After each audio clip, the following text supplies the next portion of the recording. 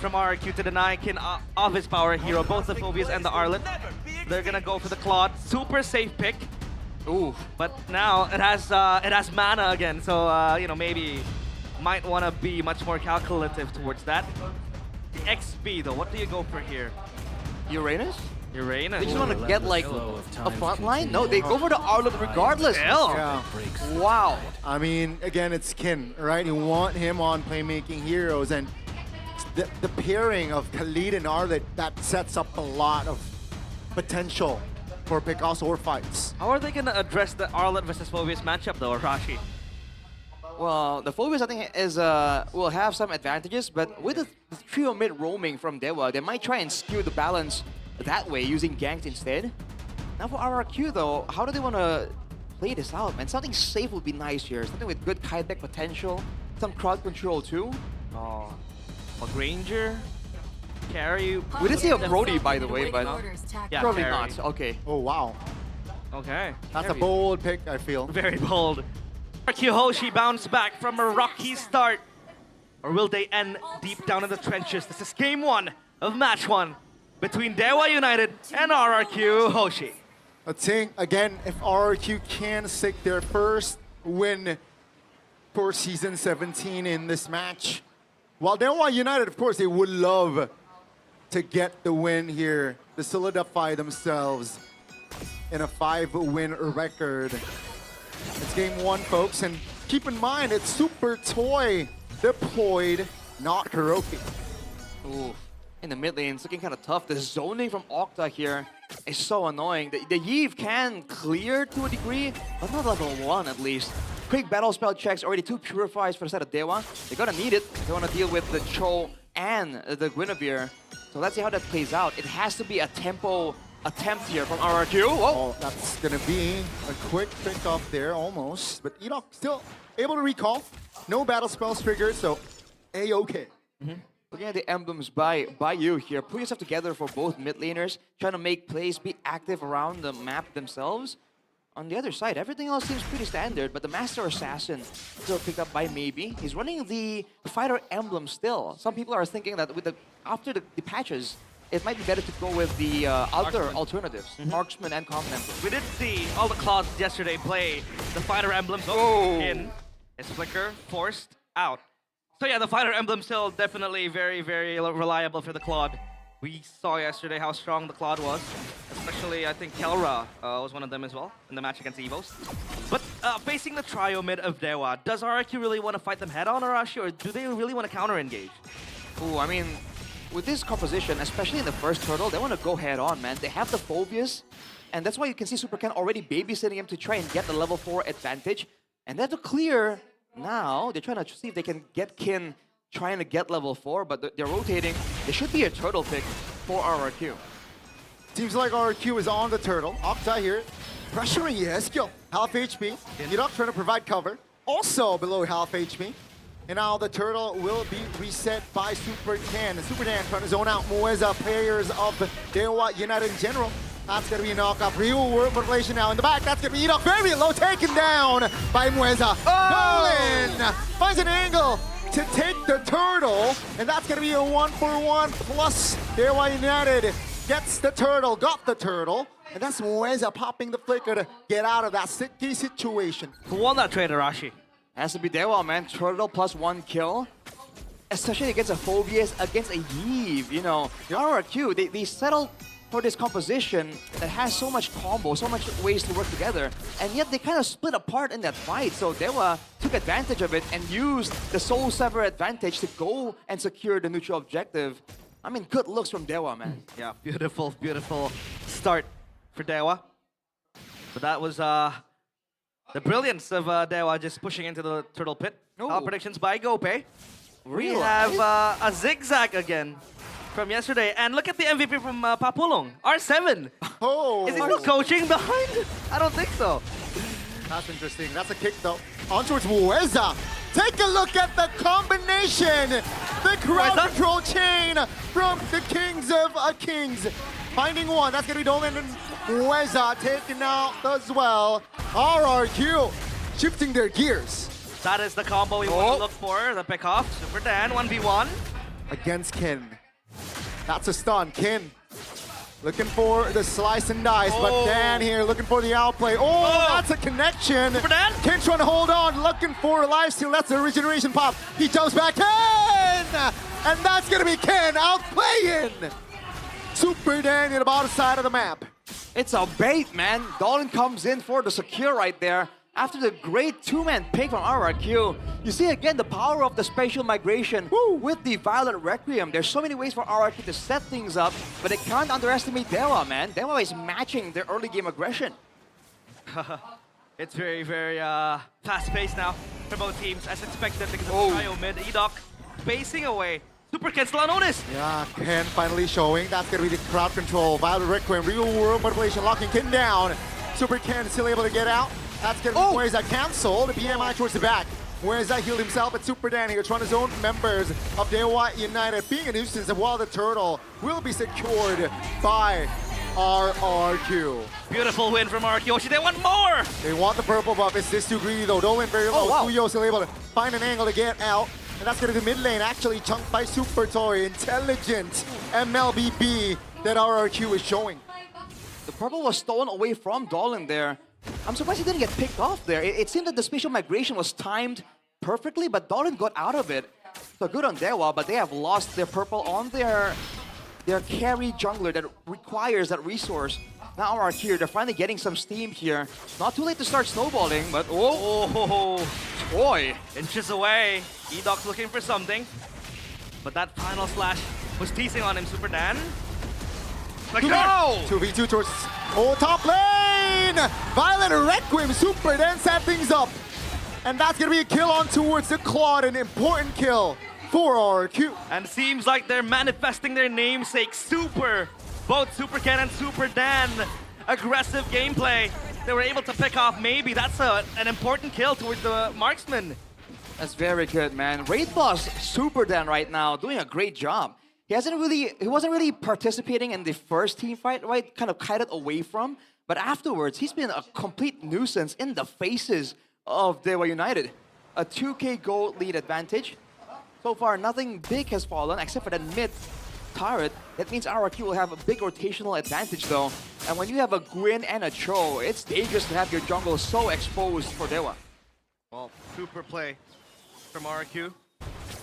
Like they're able to get trades all across the map, and Super Toy is gonna shred and munch down this turret. Now Edok again with his presence with the Cho, very aggressive, taking space into the jungle of Dewa United.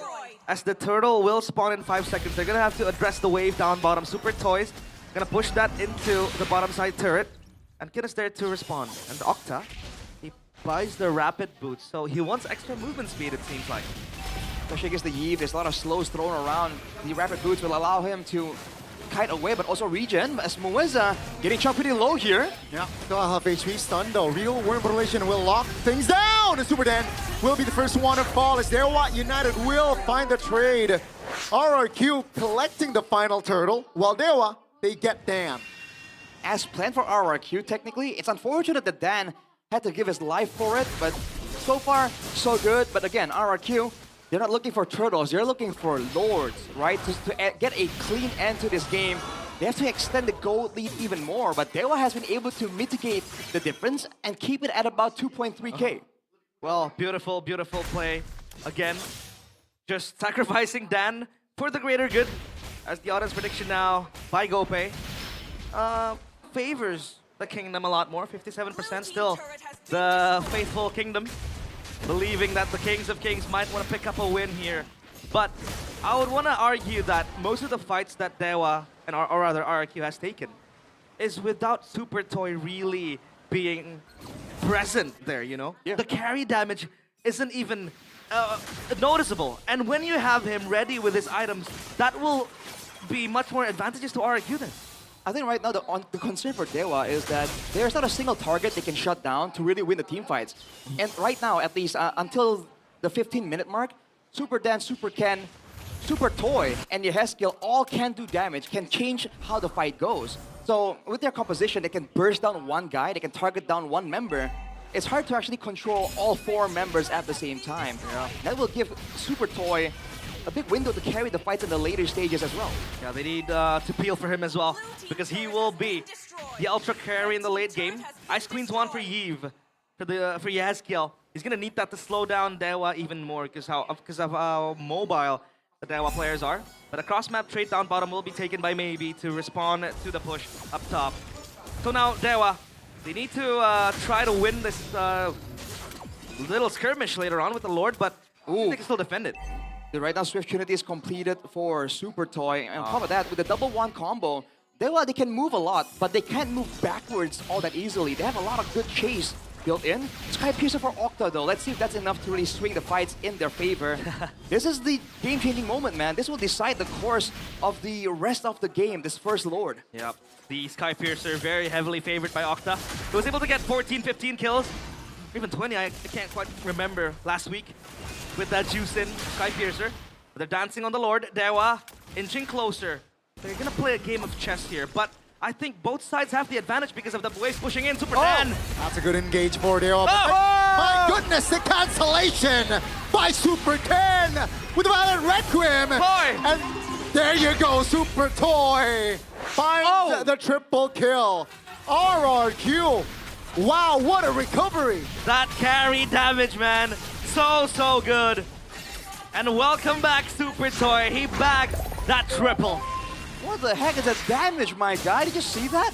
Dolan, Yeah. after taking 4 hits, chunked down, the passive chunked down to almost a quarter of his HP. That's ridiculous, man. It's a great setup again. Super Dan taking away all the attention, and Yehaskiel and Super Ken and Edop can all, you know, take turns engaging for RRQ, and Dewa has no idea. There is no way they can predict who will start things off. Wow. Whoa. Edok. He's gonna go for more. He's gonna get pulled on back. Oh, that's a flicker. That's a Sky Piercer stack activated here by Octa. RRQ, they cannot overheat. Yeah, they need to be careful giving away the Sky Piercer stack to the Juicin. That in the late game will be very scary to face off against. But Super Ken once more, Dolan. Getting jumped on by the Requiem under the turret. Super Ken! Super Dan. Just under the turret, that's a mistake! And Dewa United, they will abuse that mistake. They got Edok earlier, and they will get the triple kill here as Octa will claim another 3 stacks. So that's another 30 on that Sky Piercer. These mishaps cannot happen, man. These little mistakes that keep on coming for RRQ Hoshi. The replay, Arashi, break it down to us. That's so unfortunate, man. They try to play for the tempo. If they can pick Dolan off, by all means, this is a great moment. But at this point, when you have the gold advantage, why risk it, right? Why go for the dive on the dive composition? You've seen the carry just get a triple kill. Why would you expose that carry to danger? The golden has swung over to Dewa right now. And RRQ just got a single turret for their troubles when they have all the cards in their hand. Net negative Lord push. Oh, yep. Yeah. Negative Lord push. That's something new, I would say. But it's very disheartening to see RRQ playing a very good early game, transitioning well to the mid game, and then they pull off these little mistakes. That has been occurring consequentially every week. Up against Megatron, that was one of the cases as well, and then that little dive. But is it safe to say that that could cost them the game, or is there still a window for RRQ, Arashi? By all means, the late game for RRQ isn't bad at all. I mean, Super Ken on the Gwent even scales well, right? Along with the carry and Yves. On the flip side for Dewa, they actually require a bit more of a snowball, but maybe becomes the big factor here. That Blazing Duet can damage everyone at the same time, and that's an advantage that RRQ don't really have. And he has the Malefic Gun built up right now. Wow. As opposed to the Wind of Nature that Super Toy went for. So RRQ, they have to pick their moments properly. They don't even need to force some of these dives, man. Yeah. Oh, Edok. Below 50%, that's a flicker. Octa. Sky Piercer. Oh, with the Lantern Flare, finds that kill. Another stack on the board! That's a Raging Sandstorm towards the back, but Mueze now. Very low. Super Dan trying to hold on, but Super Toy gets a kill, and Toy. Dan will be traded. Now to 1-for-1, 2-for-1 rather, but RRQ, they will not go further as the Lord is going to be their next target. Oh, I thought it was gonna go for more. Super Toy's gonna hide in this bush. Who will he be going for, Super Toy? Still has that flicker. Maybe. Maybe. Uh-oh, has a BMI. Ouch. Needs to regain his Toy! Toy! Toy! You're in the jungle of Dewa United Super Toy! Welcome back to MPLID. Inhuman from Super Toy. Dolan 1v1 with Super Ken. It's personal. The rookie going about Super Ken. This time, Whoa! the veteran finds the solo. In the bottom side of the map, though, Octa will claim that shutdown as he is godlike. What the hell is happening? Arashi! It's just outplays upon outplays, man. RRQ going for the Lord. They're forcing it. Regardless, there's no steal chance from there. What the red tree is available in 8 seconds. RRQ, how are they gonna play this? That's gonna be the Zushin actually kicked. Reaching Sandstorms on towards you. That's a knockup from the Lord. Octa Toronto zone. Edok away. Kin is in the fray, but Super Ken claims the Lord. Now Edok isolated. No flicker, I believe, on him. That's gonna be the airborne. That's gonna be Octa claiming the legendary. My goodness, the stacks on the Sky Piercer, it's maxed. Danger zone. Man, what the heck is going on right here? So many back and forths, but RRQ with the Lord, I think they're okay now. Unfortunately, again, they don't have a gold advantage to work with, so if this comes down to a base siege scenario, it's down to execution, man. There is no gold lead for RRQ to abuse. Super Ken? All right, Okay. not getting jumped on as they are trying to clear the Lord of quite a far distance from their base. This might be a dangerous call, but RRQ are taking their time. Oh, They cleared the mid wave, so it's okay. Dewa United, they can utilize this space. Yeah, and they have a slow push as well down bottom. It's gonna crash into the turret. oh, RRQ gonna chase? Will they? I don't think they can. Yeah, they're gonna have to wait. They have an advantage anyways down bottom. That wave is gonna try to chunk down a piece of the HP in the structure. That's gonna get taken down as well before they can respond to it. So a net win for RRQ at least. The gold swings back at them, even though it's quite irrelevant now. Just a tad bit of gold. But man, I still can't get over that Super Toy outplay. We thought it was gonna be a mistake. He dashed in with a Phantom Step towards the right, had the Winner Nature active, got 2 kills. I think initially it was a mistake by all means, but he kind of went for broke, and fortunately the farm allowed him, because you know the carry does a surprising amount of burst damage. That's something that Dewa just failed to account for, it seems like. But they won't make the same mistake again. With a full stack Sky Piercer on Octa as well, it's kind of sketchy, man. RRQ don't really have an advantage to speak of. It's just the proactiveness that's giving them the lead right now. The fact that they can actually pick and choose which fight they want to go for. If Dewa can find an engage, I think RRQ are immediately going to be in a confused state. But they do have the tools to dive this juice in, right? Even though it has to Purify and the Crimson Beacon. Super safe late game for Octa. Minding you that he has a great ton of Sky Piercers. Oh! Ken with the engage. Edok trying to create a parameter there. That's going to be 2-man stun. Now, Super Ken engage. That's a kick on towards Dolan. The right target, but not enough damage. Where's up? Has the immortality. Super Ken is trying to zone out members. Ken, though, will be isolated and will be taken down. RRQ. Great response. That was all Super Dan, dude. Kin got the engage like we expected. They want to try and put RRQ on the back foot. But then Super Dan came in with a Flicker Dark Wave and stopped the entire team, allowing for Kin to get bursted down by RRQ. Now he won't be up for the next Lord. RRQ should have this, and they can take it and force the hand of Dewa. They have a carry to shred it down. Yep. They have to shut this down. Yep. Dolan might look for a steal, but Mueza's gonna be close by peeling for him. The waves are gonna push up top for RRQ, so that's gonna be a small win, a small distraction to decoy them, to get and usher the Lord. And I don't think Dewa will have the time to shut this down, but we have to be careful. Super Ken! Yeah, that's a conceal looking for the flank. Lord is very low. Kin, though, is already back here in the vicinity. The Lord! Okay, Lord! The Lord! Yeah, Dolan finds it! Now the fight collapsed. That's gonna be Super Ken here trying to hold on. Kill! Blazing duet by maybe defensively, but that's the Lord here spawning an RRQ. They are up by 2 members, so this Lord will be irrelevant. But again, the waves will be pushing for Dewa. By all means, it's a great quote-unquote recovery from RRQ, but Dewa certainly had the cleaner game plan there. They got the Raging Sandstorm onto Super Ken. Dolan comes in for the steal. they just can't win the fights here. The late game power of the Yves and the carry is definitely showing through. And with 2 members down, RRQ are trying to find some more here.